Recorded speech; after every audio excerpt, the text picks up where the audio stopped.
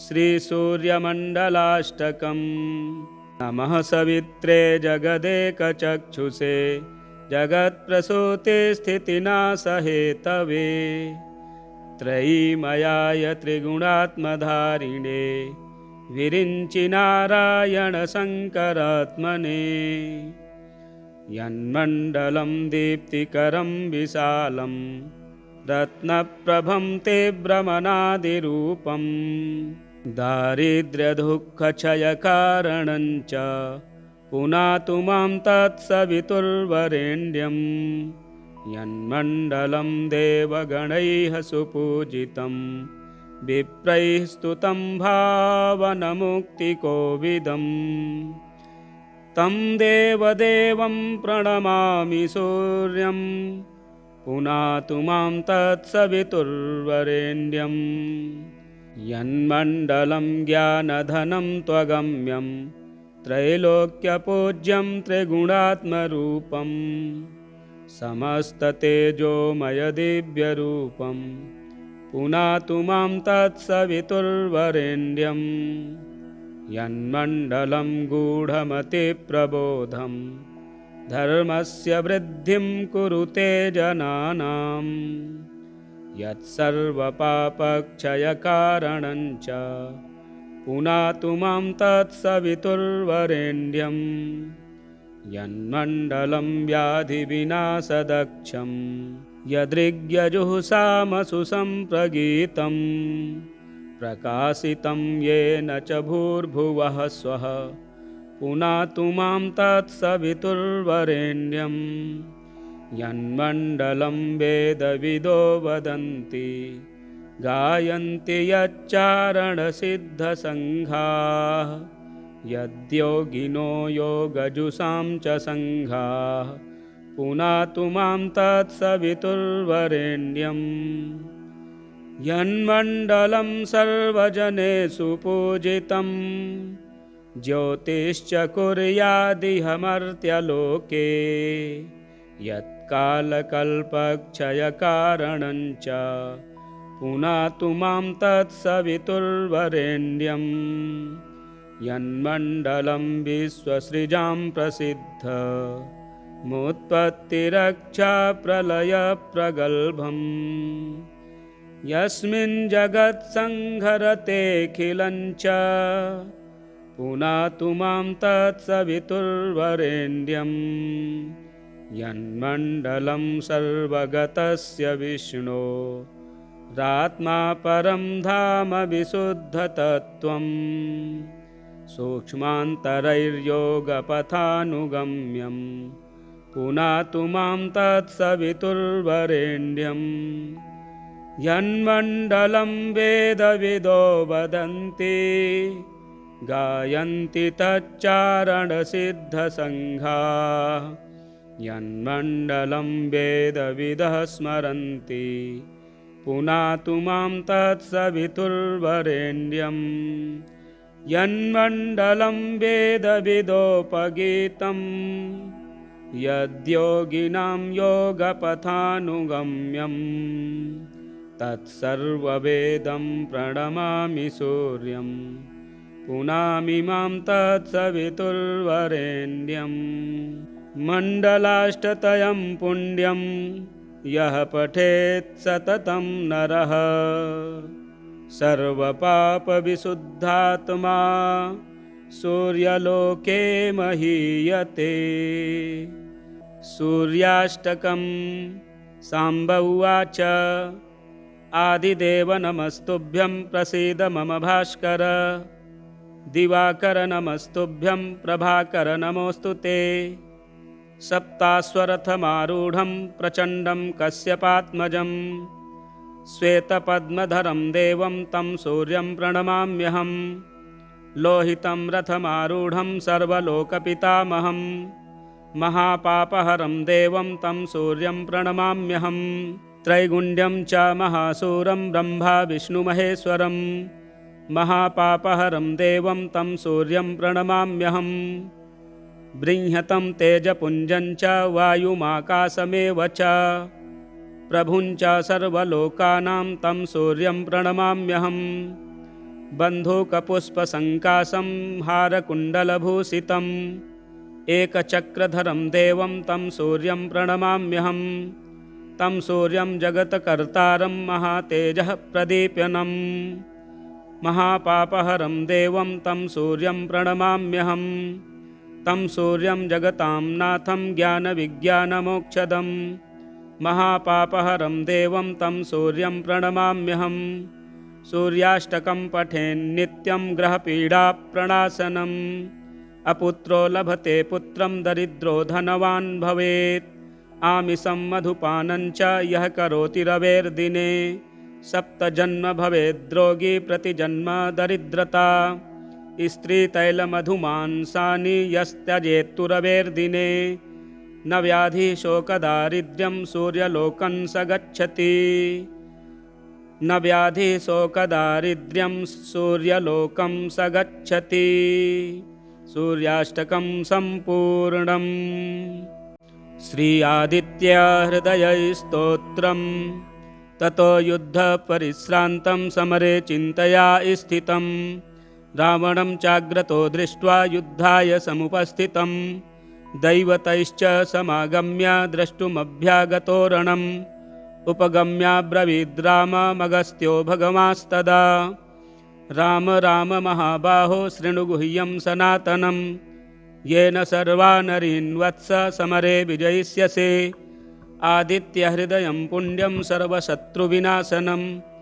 जयावहं जपं नित्यमक्षयं परमं शिवं सर्वमङ्गलमाङ्गल्यं सर्वपापप्रणाशनं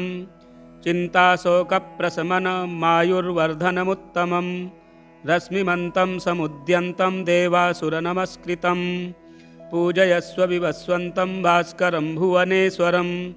सर्वदेवात्मको हे स तेजस्वी रश्मिभावनः एष देवासुरगणान् लोकान् पाति गभस्तिभिः एष ब्रह्मा च विष्णुश्च शिवः स्कन्दः प्रजापतिः महेन्द्रो धनदः कालो यमः सोमो ह्यपां पतिः पितरो वसवः साध्या अश्विनौ मरुतो मनुः वायुर्वह्निः प्रजाः प्राण ऋतुकर्ता प्रभाकरः आदित्यः सविता सूर्यः खगः पूषा गभस्तिमान् सुवर्णसदृशो भानुर्हिरण्येता दिवाकरः हरिदस्वः सहस्रार्चिः सप्तसप्तिर्मरीचिमान् तिमिरोन्मथनः शम्भुस्त्वष्टा मार्तण्डकोऽंशुमान् हिरण्यगर्भः शिशिरस्तपनो हस्करो रविः अग्निगर्भोदितेः पुत्रः शङ्खः शिशिरनाशनः व्योमनाथस्तमो भेदी ऋग्यजुः सामपारगः धनवृष्टिरपां मित्रो विन्ध्यवीथिप्लवङ्गमः आतपी मण्डली मृत्युः पिङ्गलः सर्वतापनः कविर्विश्वो महातेजा रक्तः सर्वभवोद्भवः नक्षत्रग्रहतारणामधिपो विश्वभावनः तेजसामपि तेजस्वी द्वादशात्मन्नमोऽस्तु ते नमः पूर्वाय गिरये पश्चिमायाद्रये नमः ज्योतिर्गणानां पतये दिनाधिपतये नमः जयाय जयभद्राय हर्यस्वाय नमो नमः नमो नमः सहस्रांशो आदित्याय नमो नमः नम उग्राय वीराय सारंगाय नमो नमः नमः पद्मप्रबोधाय प्रचण्डाय नमोऽस्तु ते ब्रह्मेशानाच्युतेशाय सूरायादित्यवर्चसे भास्वते सर्वभक्षाय रौद्राय वपुषे नमः तमोघ्नाय हिमघ्नाय शत्रुघ्नायामितात्मने कृतघ्नघ्नाय देवाय ज्योतिषां पतये नमः तप्तचामीकराभाय हरये विश्वकर्मणे नमस्तमोभिनिघ्नाय रुचये लोकसाक्षिणे नाशयत्ते स वैभूतं तमेव सृजति प्रभुः पायत्ते स तपत्ते स वर्षत्ते स गभस्तिभिः एष सुप्तेषु जागर्ति भूतेषु परिनिष्ठितः एष चैवाग्निहोत्रं च फलं चैवाग्निहोत्रिणां देवाश्च क्रतवश्चैव क्रतूनां फलमेव च यानि कृत्यानि लोकेषु सर्वेषु परमप्रभुः एनमापत्सु कृच्छ्रेषु कान्तारेषु भयेषु च कीर्तयन् पुरुषः कश्चिन्नावसीदति राघव पूजयस्वैनमेकाग्रो देवदेवं जगत्पतिम् एतत् त्रिगुणितं जप्त्वा युद्धेषु विजयिष्यसि अस्मिन् क्षणे महाबाहो रावणं त्वं जहिष्यसि एवमुक्त्वा ततोऽगस्त्यो जगाम स यथागतम् एतच्छ्रुत्वा महातेजा नष्टशोकोऽभवत्तदा धारयामास सुप्रीतो राघवः प्रयतात्मवान् आदित्यं प्रेक्ष्य जपत्वेदं परं हर्षमवाप्तवान् त्रिराचम्य शुचिर्भूत्वा धनुरादाय वीर्यवान् रावणं प्रेक्ष्य हृष्टात्मा जयार्थं समुपागमत् सर्वयत्नेन महता वृतस्तस्य वधेऽभवत् अथ रविरवदन्निरीक्ष्य रामं मुदितमनाः परमं प्रहर्ष्यमाणः निशिचरपतिसञ्चयं विदित्वा सुरगणमध्यगतो वचस्त्वरेति। श्री वाल्मीकिये रामायणे युद्धकाण्डे अगस्त्यप्रोक्तमादित्यहृदयस्तोत्रं सम्पूर्णम्। श्रीसूर्यमण्डलाष्टकम्। नमः सवित्रे जगदेकचक्षुषे जगत्प्रसूतिस्थितिनाशहेतवे त्रयीमयाय त्रिगुणात्मधारिणे विरिञ्चि नारायणशङ्करात्मने यन्मण्डलं दीप्तिकरं विशालं रत्नप्रभं ते भ्रमणादिरूपं दारिद्र्यदुःखक्षयकारणं च पुनातु मां तत्सवितुर्वरेण्यं यन्मण्डलं देवगणैः सुपूजितं विप्रैः स्तुतं भावनमुक्तिकोविदम् तं देवदेवं प्रणमामि सूर्यं पुनातु मां तत्सवितुर्वरेण्यं यन्मण्डलं ज्ञानधनं त्वगम्यं त्रैलोक्यपूज्यं त्रिगुणात्मरूपं समस्ततेजोमयदिव्यरूपं पुनातु मां तत्सवितुर्वरेण्यं यन्मण्डलं गूढमतिप्रबोधं धर्मस्य वृद्धिं कुरुते जनानां यत्सर्वपापक्षयकारणं च पुनातु मां तत्सवितुर्वरेण्यं यन्मण्डलं व्याधिविनाशदक्षं यदृग्यजुःसामसु सम्प्रगीतं प्रकाशितं येन च भूर्भुवः स्वः पुनातु मां तत्सवितुर्वरेण्यं यन्मण्डलं वेदविदो वदन्ति गायन्ति यच्चारणसिद्धसङ्घाः यद्योगिनो योगजुषां च सङ्घाः पुनातु मां तत्सवितुर्वरेण्यं यन्मण्डलं सर्वजनेषु पूजितं ज्योतिश्च कुर्यादिह मर्त्यलोके यत्कालकल्पक्षयकारणं च पुनातु मां तत्सवितुर्वरेण्यं यन्मण्डलं विश्वसृजां प्रसिद्ध मुत्पत्तिरक्षाप्रलयप्रगल्भम् यस्मिन् जगत्संहरतेऽखिलं च पुनातु मां तत्सवितुर्वरेण्यं यन्मण्डलं सर्वगतस्य विष्णो रात्मा परं धाम विशुद्धतत्त्वं सूक्ष्मान्तरैर्योगपथानुगम्यं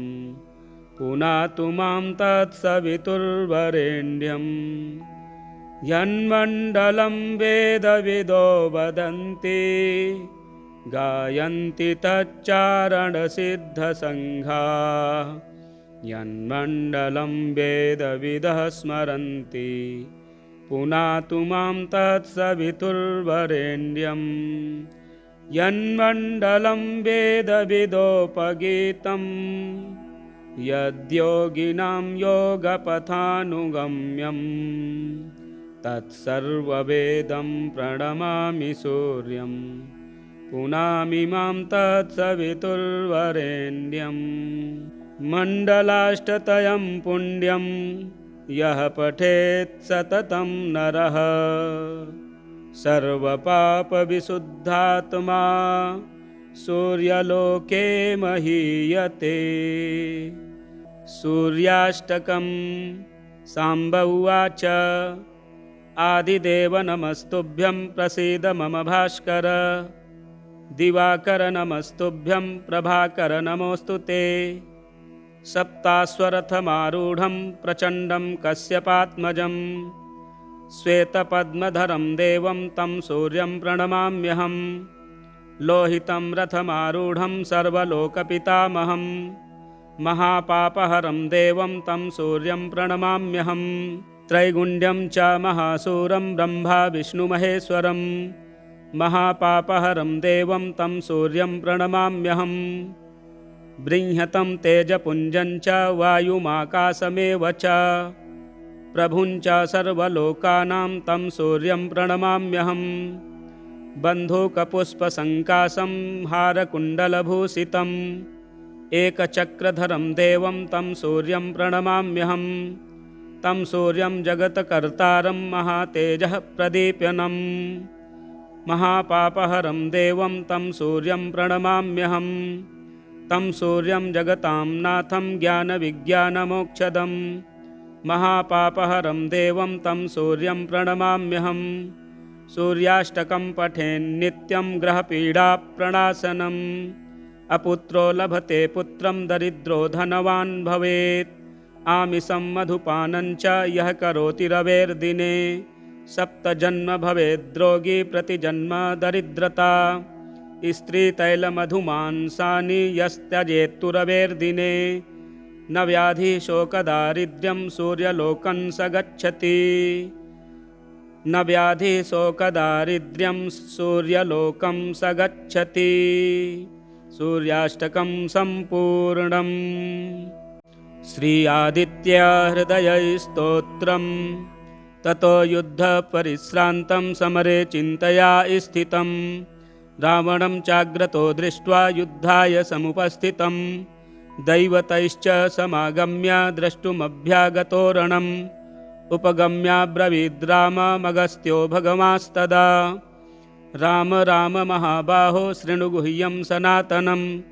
येन सर्वा नरीन् वत्स समरे विजयिष्यसे। आदित्यहृदयं पुण्यं सर्वशत्रुविनाशनं जयावहं जपं नित्यमक्षयं परमं शिवं सर्वमङ्गलमाङ्गल्यं सर्वपापप्रणाशनं चिन्ताशोकप्रशमनमायुर्वर्धनमुत्तमं रश्मिमन्तं समुद्यन्तं देवासुरनमस्कृतं पूजयस्व विवस्वन्तं भास्करं भुवनेश्वरं सर्वदेवात्मको हे स तेजस्वी रश्मिभावनः एष देवासुरगणान् लोकान् पाति गभस्तिभिः एष ब्रह्मा च विष्णुश्च शिवः स्कन्दः प्रजापतिः महेन्द्रो धनदः कालो यमः सोमो ह्यपां पतिः पितरो वसवः साध्या अश्विनौ मरुतो मनुः वायुर्वह्निः प्रजाः प्राण ऋतुकर्ता प्रभाकरः आदित्यः सविता सूर्यः खगः पूषा गभस्तिमान् सुवर्णसदृशो भानुर्हिरण्येता दिवाकरः हरिदस्वः सहस्रार्चिः सप्तसप्तिर्मरीचिमान् तिमिरोन्मथनः शम्भुस्त्वष्टा मार्तण्डकोऽंशुमान् हिरण्यगर्भः शिशिरस्तपनो हस्करो रविः अग्निगर्भोदितेः पुत्रः शङ्खः शिशिरनाशनः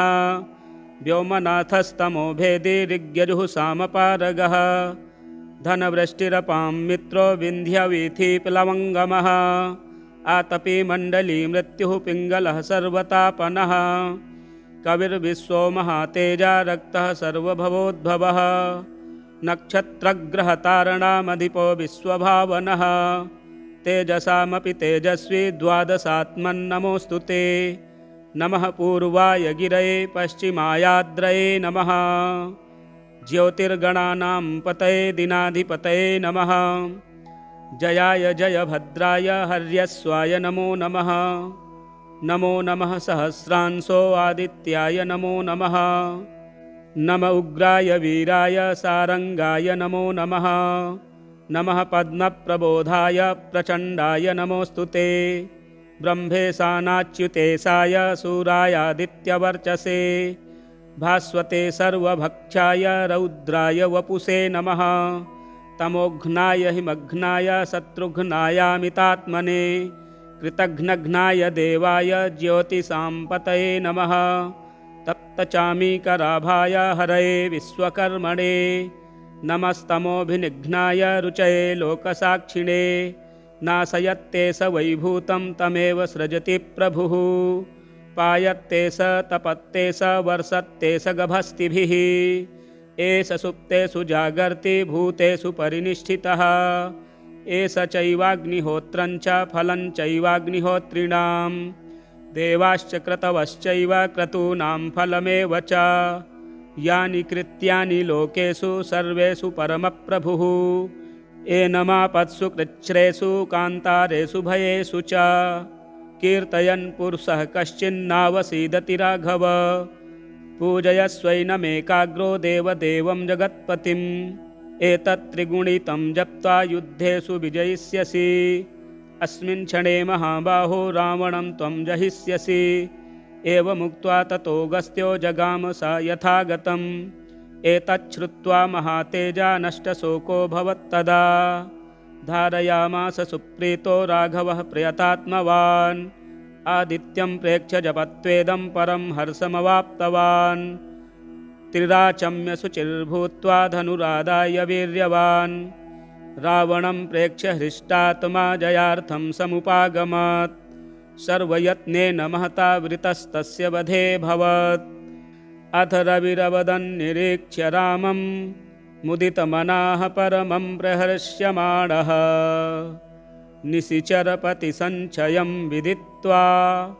सुरगणमध्यगतो वचस्त्वरेति। श्रीवाल्मीकीये रामायणे युद्धकाण्डे अगस्त्यप्रोक्तमादित्यहृदयस्तोत्रं सम्पूर्णम्। श्रीसूर्यमण्डलाष्टकम्। नमः सवित्रे जगदेकचक्षुषे जगत्प्रसूतिस्थितिनाशहेतवे त्रयीमयाय त्रिगुणात्मधारिणे विरिञ्चि नारायणशङ्करात्मने यन्मण्डलं दीप्तिकरं विशालं रत्नप्रभं ते भ्रमणादिरूपं दारिद्र्यदुःखक्षयकारणं च पुनातु मां तत्सवितुर्वरेण्यं यन्मण्डलं देवगणैः सुपूजितं विप्रैः स्तुतं भावनमुक्तिकोविदम् तं देवदेवं प्रणमामि सूर्यं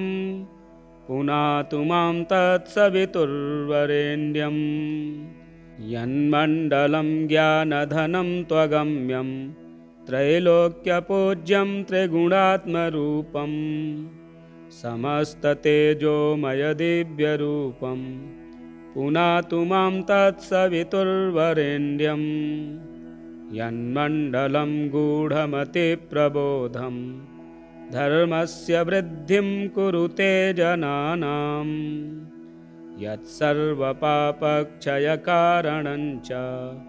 पुनातु मां तत्सवितुर्वरेण्यं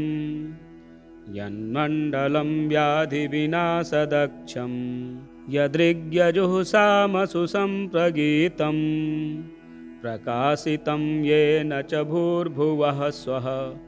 पुनातु मां तत्सवितुर्वरेण्यं यन्मण्डलं वेदविदो वदन्ति गायन्ति यच्चारणसिद्धसङ्घाः यद्योगिनो योगजुषां च सङ्घाः पुनातु मां तत्सवितुर्वरेण्यं यन्मण्डलं सर्वजनेषु पूजितं ज्योतिश्च कुर्यादिह मर्त्यलोके यत्कालकल्पक्षयकारणं च पुनातु मां तत्सवितुर्वरेण्यं यन्मण्डलं विश्वसृजां प्रसिद्धमुत्पत्तिरक्षा प्रलयप्रगल्भम्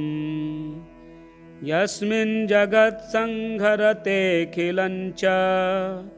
पुनातु मां तत्सवितुर्वरेण्यं यन्मण्डलं सर्वगतस्य विष्णो रात्मा परं धाम विशुद्धतत्त्वं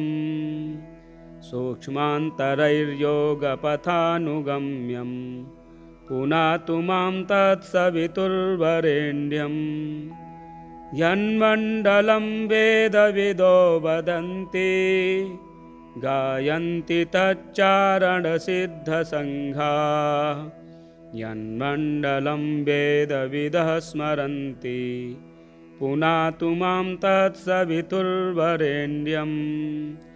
यन्मण्डलं वेदविदोपगीतं यद्योगिनां योगपथानुगम्यं तत्सर्ववेदं प्रणमामि सूर्यं पुनामि मां तत्सवितुर्वरेण्यं मण्डलाष्टतयं पुण्यं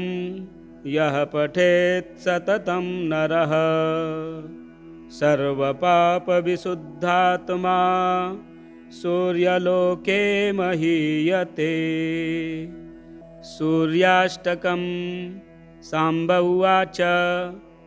आदिदेव नमस्तुभ्यं प्रसीद मम भास्कर दिवाकर नमस्तुभ्यं प्रभाकर नमोऽस्तु ते सप्ताश्वरथमारूढं प्रचण्डं कश्यपात्मजं श्वेतपद्मधरं देवं तं सूर्यं प्रणमाम्यहं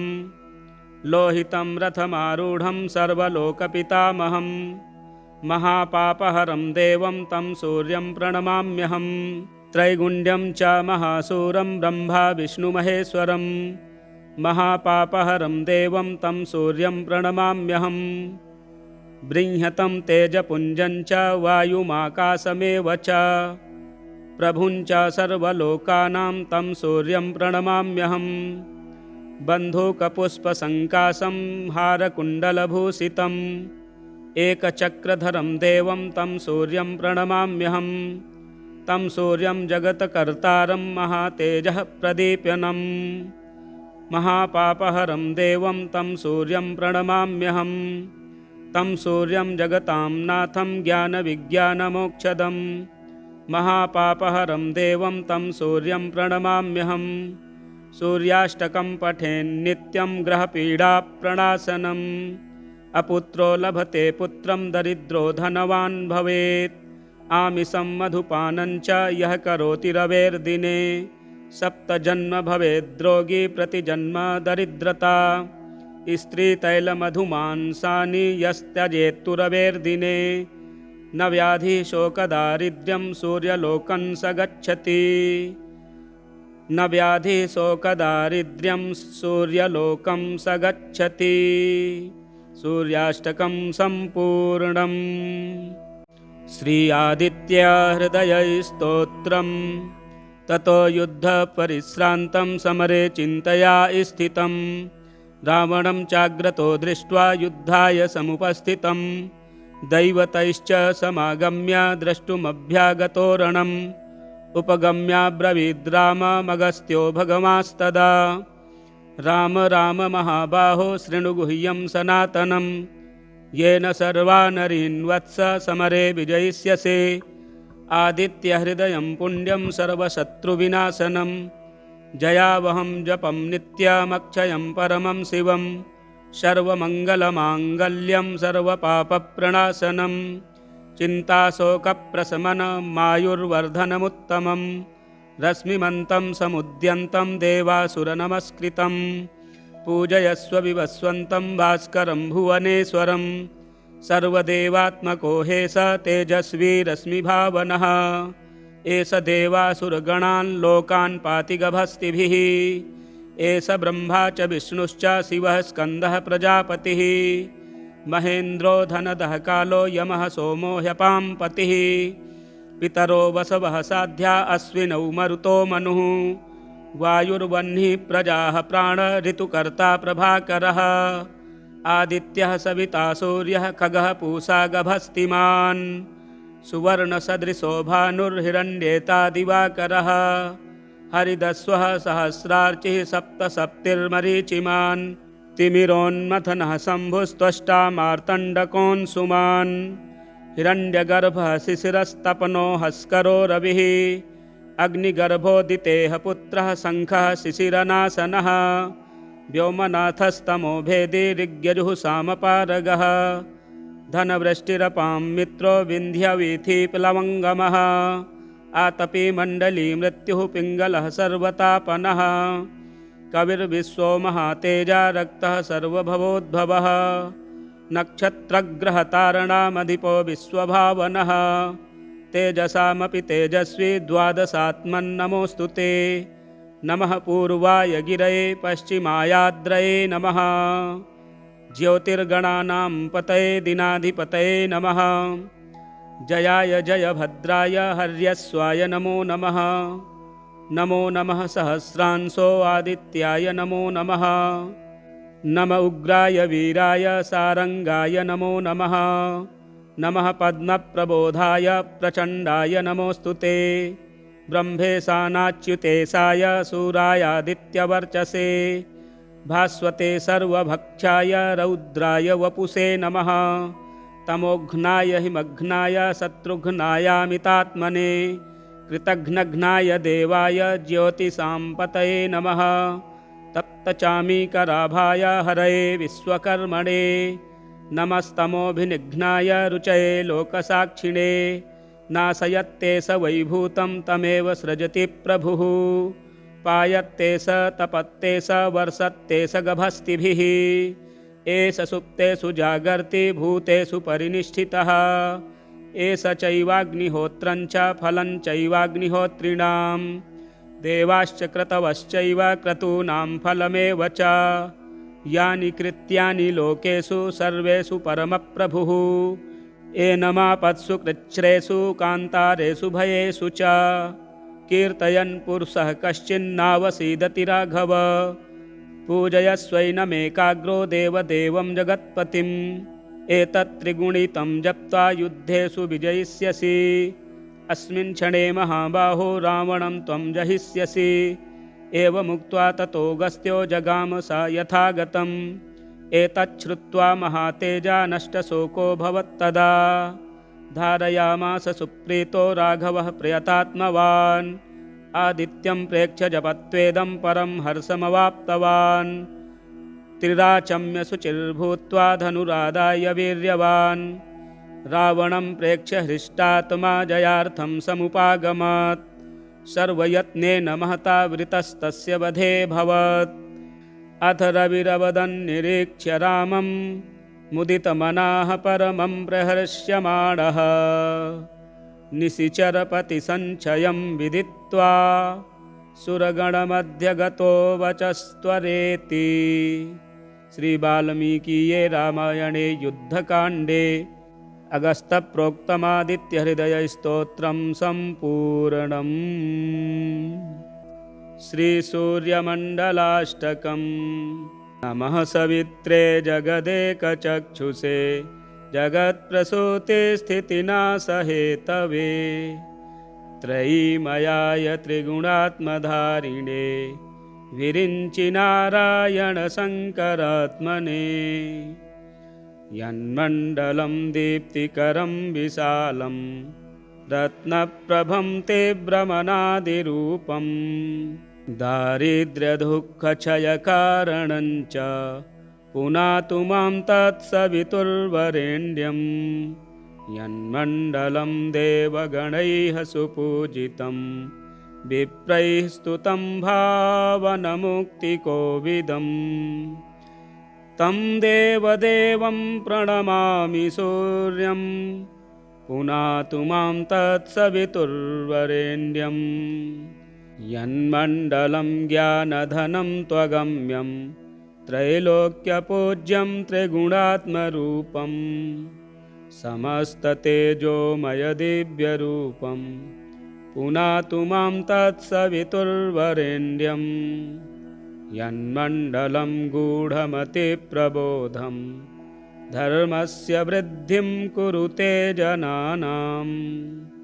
यत्सर्वपापक्षयकारणं च पुनातु मां तत्सवितुर्वरेण्यं यन्मण्डलं व्याधिविनाशदक्षं यदृग्यजुःसामसु सम्प्रगीतं प्रकाशितं येन च भूर्भुवः स्वः पुनातु मां तत्सवितुर्वरेण्यं यन्मण्डलं वेदविदो वदन्ति गायन्ति यच्चारणसिद्धसङ्घाः यद्योगिनो योगजुषां च सङ्घाः पुनातु मां तत्सवितुर्वरेण्यं यन्मण्डलं सर्वजनेषु पूजितं ज्योतिश्च कुर्यादिह मर्त्यलोके यत्कालकल्पक्षयकारणं च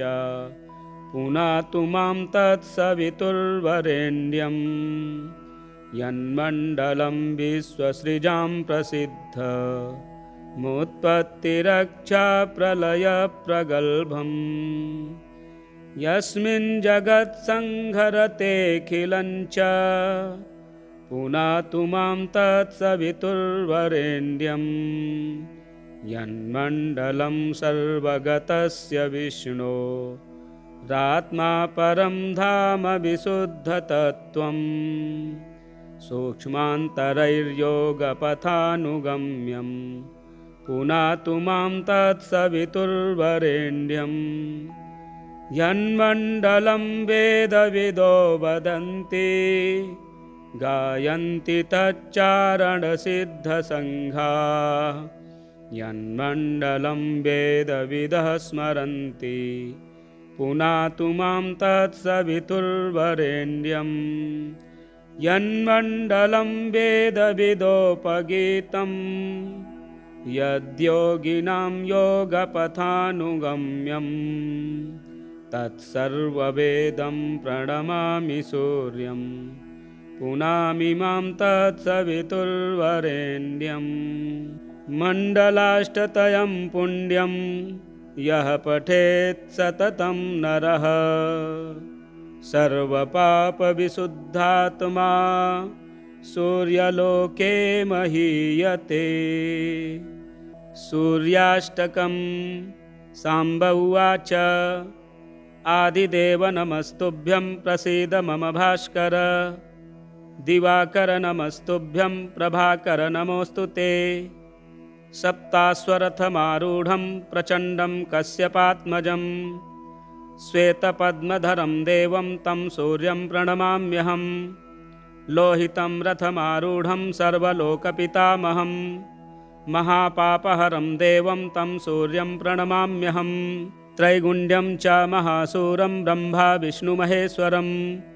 महापापहरं देवं तं सूर्यं प्रणमाम्यहं बृंहतं तेजपुञ्जं च वायुमाकाशमेव च प्रभुं च सर्वलोकानां तं सूर्यं प्रणमाम्यहं बन्धूकपुष्पसङ्काशं हारकुण्डलभूषितम् एकचक्रधरं देवं तं सूर्यं प्रणमाम्यहं तं सूर्यं जगत्कर्तारं महातेजः प्रदीप्यनं महापापहरं देवं तं सूर्यं प्रणमाम्यहं तं सूर्यं जगतां नाथं ज्ञानविज्ञानमोक्षदं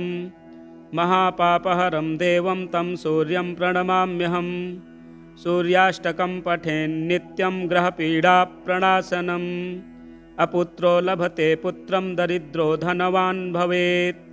आमिषं मधुपानं च यः करोति रवेर्दिने सप्तजन्म भवेद्रोगी प्रतिजन्म दरिद्रता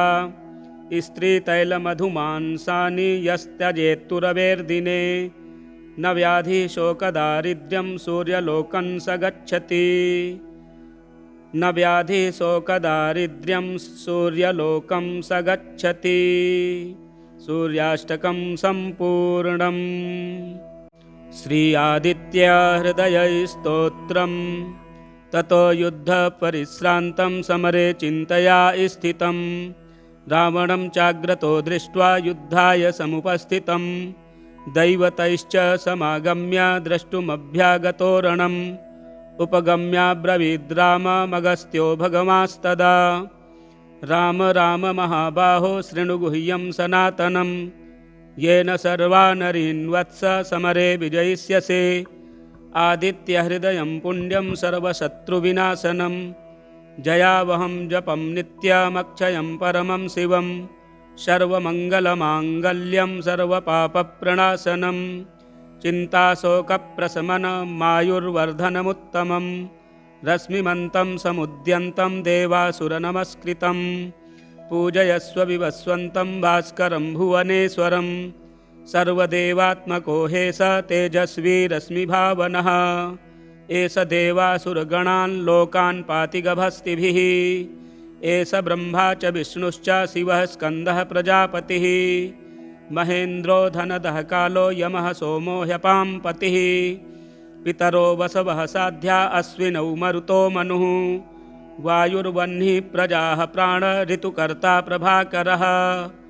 आदित्यः सविता सूर्यः खगः पूषा गभस्तिमान् सुवर्णसदृशो भानुर्हिरण्येता दिवाकरः हरिदस्वः सहस्रार्चिः सप्तसप्तिर्मरीचिमान् तिमिरोन्मथनः शम्भुस्त्वष्टा मार्तण्डकोऽंशुमान् हिरण्यगर्भः शिशिरस्तपनो हस्करो रविः अग्निगर्भोदितेः पुत्रः शङ्खः शिशिरनाशनः व्योमनाथस्तमो भेदी ऋग्यजुः सामपारगः धनवृष्टिरपां मित्रो विन्ध्यवीथिप्लवङ्गमः